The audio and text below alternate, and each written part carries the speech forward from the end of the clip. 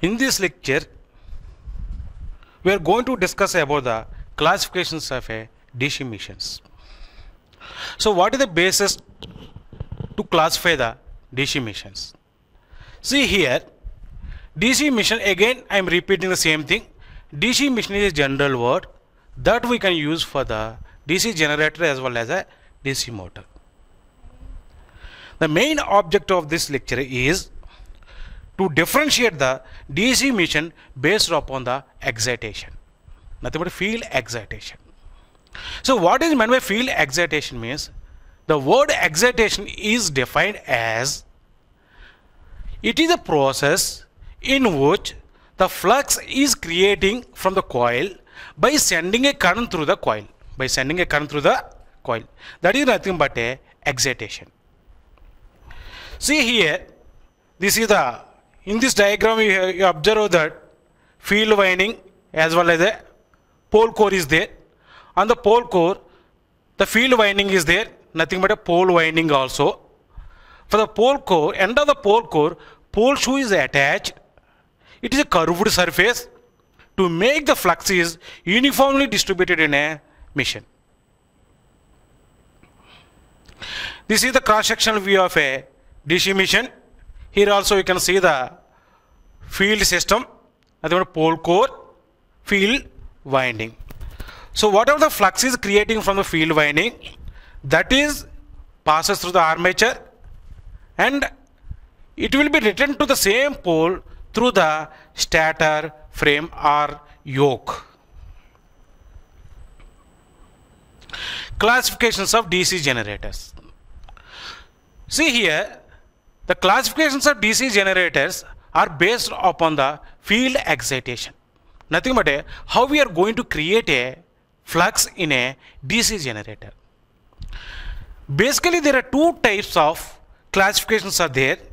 One is separately excited DC generator, another one is self-excited DC generator. In a separately excited DC generator, we have taken the separate DC source that is connected to the field winding. So whereas the self-excited DC generator, it is not so like that. Generator itself, suppose here, if we take the generator, self-excited DC generator. In case of self-excited DC generator, there is some amount of residual flux is there in the poles. So whenever we are giving the mechanical input to the armature will be rotating in a flux. So there is a rate of change of flux linkage on the armature conductors. The voltage will be induced in a armature winding. So whatever the voltage is induced in armature winding, that is given back to the field winding. So whenever we are giving back the voltage to the field winding, the current is flowing through the field winding. So whenever the current is flowing through the field winding, the flux is increased. So whenever the flux is increased, means the flux is added to the, whatever the flux is created due to the flow of current, that is added to the residual flux. The resultant flux in a machine will be increases.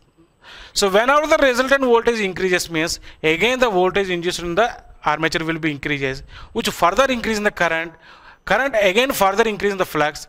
The cumulative action will be taken place till the rated voltage is reached the generator. That we can observe in this flow chart also. So again, once again I am repeating the same thing. Because of the residual magnetism, we are giving a mechanical input to the armature, so the armature will be rotating. So whenever the armature is rotating, there is a voltage induced in the armature. Because of the voltage, the current is flowing through the field winding. So whenever the current is flowing through the field winding, the flux is creating from the field winding. That is added with a residual flux. The resultant flux coming from the field pole will be increases, which further increase in the voltage, further increase in the current, further increase in the flux. This cumulative action will be taken place till the DC generator reaches the residual voltage, till reaches the rated voltage, This type of phenomena, this type of excitation, nothing but a self-excited DC generator. But in case of separately excited DC generator, what we have done, we have taken the separate DC source that is connected to the field winding. There is no electrical connection between the field winding and armature winding in case of separately excited DC generator. But in case of self-excited generator, whatever the voltage induced in the armature, the same voltage we are giving to the field winding. That's why we are calling as a self-excited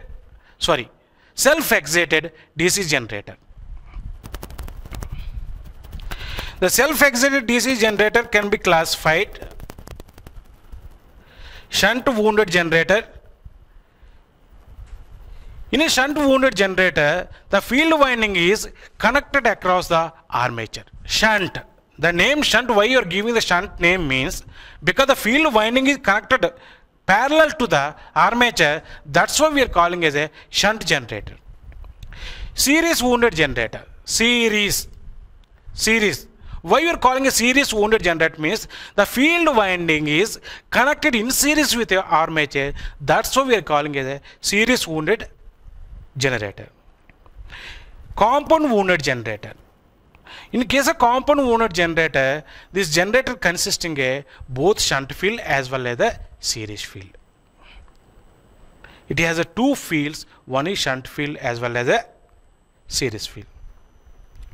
Next, when you come to the shunt generator, it is coming under the self-excited generator. In case of shunt generator, the field winding is connected across armature as shown in the figure. Suppose if we take the example as a one DC generator, the rated voltage 220 volts or 230 volts. Suppose it is given the voltage of 230 volts. So whenever we are connecting a shunt field across the armature, the rated voltage is applied to the shunt field. So whenever the rated voltage means high amount of voltage, 220 or 230 volts. When the high voltage is applied to the field winding, the current flowing through the field winding we have to decrease by designing the shunt field at a high resistance value. By designing the shunt field resistance at a high resistance value.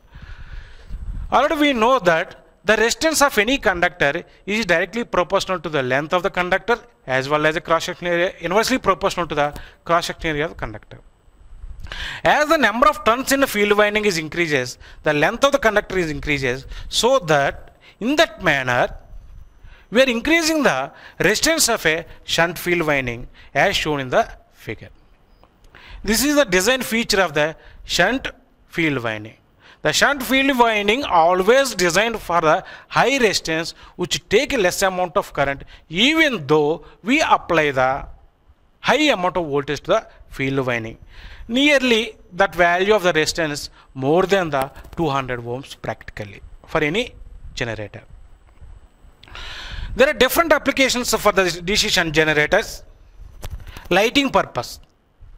Suppose if we want to give some power to the lighting in any festivals, then we can go for the shunt generator to charge the batteries. Sometimes in industry or in household purpose also we are using a battery to drive any load.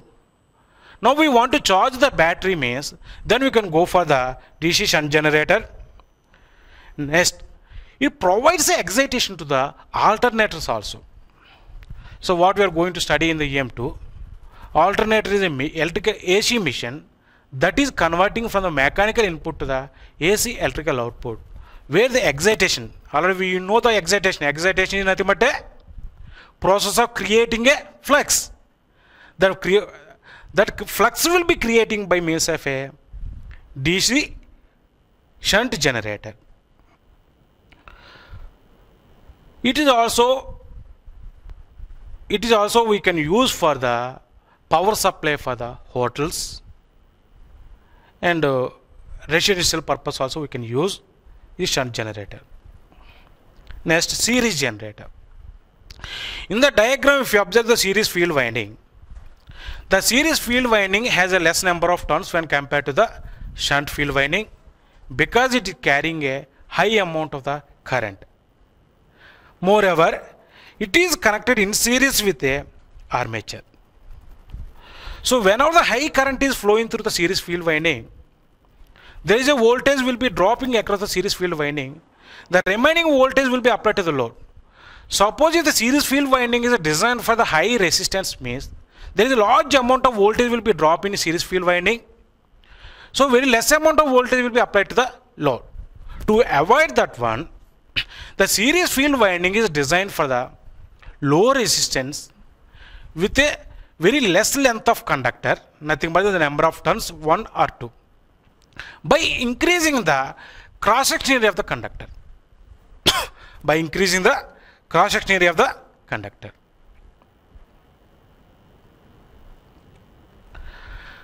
Now we are going to see the applications of a DC generator, locomotives.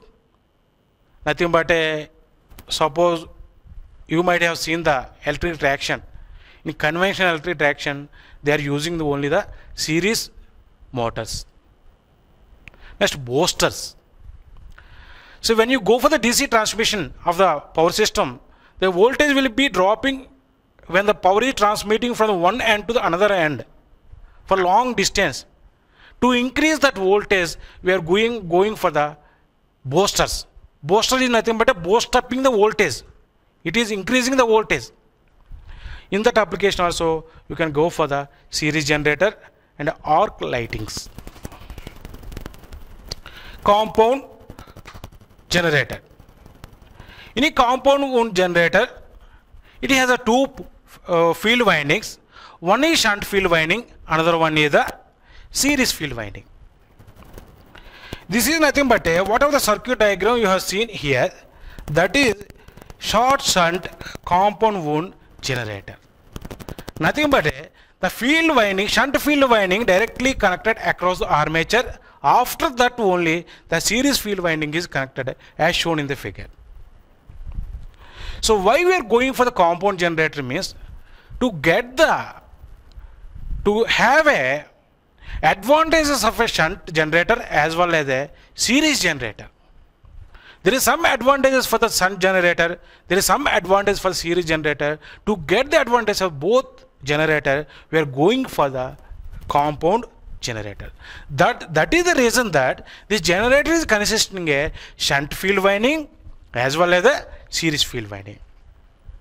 So one more thing is the long shunt DC generator. In a long shunt DC generator, the field winding is connected after the series field winding, whereas the series field winding is connected in series with a armature. That we can observe in the second diagram also. Next. Cumulative compound DC generators. The another way of classifying the compound generators based upon the how the series field winding is with the nature of the shunt flux. How the series flux is with the in phase. There is another way of classifying the compound wound generator, that is cumulative compound generator and differentially compound generator. In a cumulative compound generator, the series flux is added with the shunt flux. In case of differentially compound generator, the series flux is opposes the shunt flux. So depending on the nature of the series flux with respect to the shunt flux, there are two classifications are there, that is cumulative compound generator and differentially compound generator. In the name itself it is there, cumulative, nothing but a series flux and a shunt flux is added.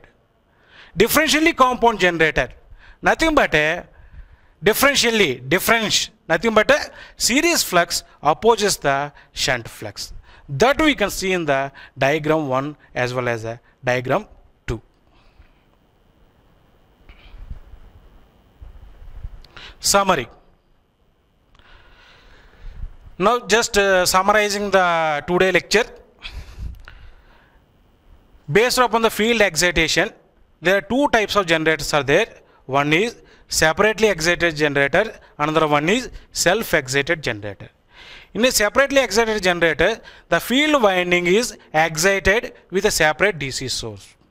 In a self-excited generator, the field winding is excited by means of a the voltage induced in the same machine itself. Again, the self-excited generator can be classified into the three types. One is shunt generator, second one is series generator, third one is the compound generators. In a shunt generator, the field winding is connected across the armature. In a series generator, the field winding is connected in series with the armature. In a compound generator, it has a both shunt field as well as the series field. Again, the compound generator can be classified depending upon the nature of series flux with respect to the shunt flux. Are two types. One is cumulative compound generator, another one is differentially compound generator. In a cumulative compound generator, series flux is added with a shunt flux. In a differentially compound generator, the series flux is opposes the shunt flux. This is the summary of this lecture. Thank you. See here, there are some of the questions are there. What is meant by excitation? What do you understand by residual magnetism? Dash field winding is connected in parallel to the armature conductor. The series field winding has a more number of turns. Dash field winding is designed to carry the rated current. Shunt field winding is designed to carry the rated voltage. In long and short shunt compound machines, the field winding is in parallel with the armature winding only. In dash compound DC generator, series field flux opposes the shunt flux. Differentially compound generators. Thank you.